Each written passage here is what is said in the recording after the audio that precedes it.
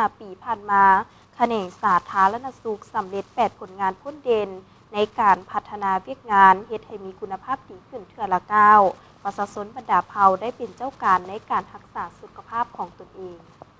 ห่างรายงานการเมืองขององค์คณะภาคกระทรวงสาธารณสุขสมัยที่9ได้รายงานต่อกองประชุมใหญ่สมัยที่10ให้รู้ว่า5 ปีผ่านมาแขนงสาธารณสุขสามารถจัดตั้งปฏิบัติเวียกงานมีความคืบหน้าและมีผลสำเร็จดีสมควร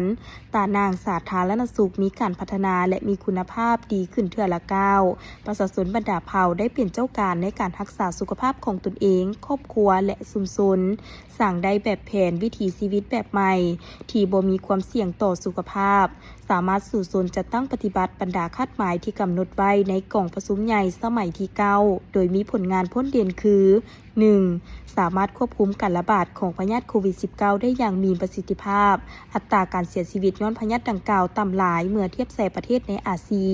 นอกนี้ใน5 ปีผ่านมาสามารถควบคุมพยาธิมาลาเรียให้หลุดลง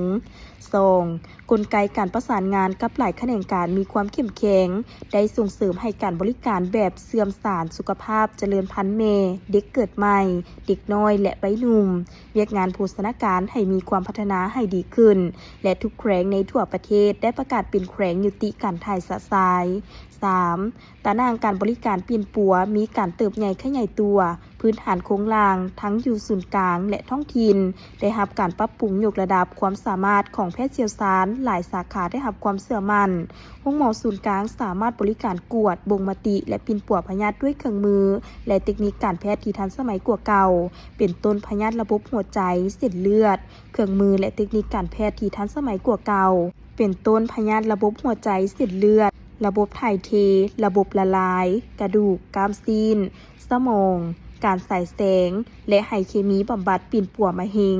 พยาธิที่ติดพันกับแขนงการเฉพาะทางหูตาดั่งคอผิวหนังและการแพทย์ฟื้นฟูหน้าที่การอยู่ขันห้องหมอแขวงสามารถผ่าตัดผ่านโทฟอกไขหลังอยู่ขันห้องหมอเมืองสามารถผ่าตัดฉุกเฉินเพิ่มขึ้นได้หลายเมืองและหลายสุขศาลาสามารถช่วยเกิดลูกได้ปกติ 4. ผลิตภัณฑ์ยาพื้นเมืองของลาวได้ถูกนำใช้ในการปิ้นปัว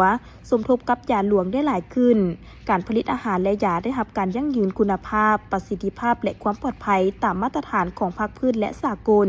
ผลิตภัณฑ์ภายในได้เพิ่มขึ้นตอบสนองการสมไส้ภายในและส่งออกไปต่างประเทศ 5. ปกคุมสุขภาพทั่วป่องโซนได้ 94.5 ส่วนห้อยประชาชนลาวบรรดาเผ่าได้เข้าถึงการบริการทางสุขภาพอายุยืนเฉลี่ย 68 ปี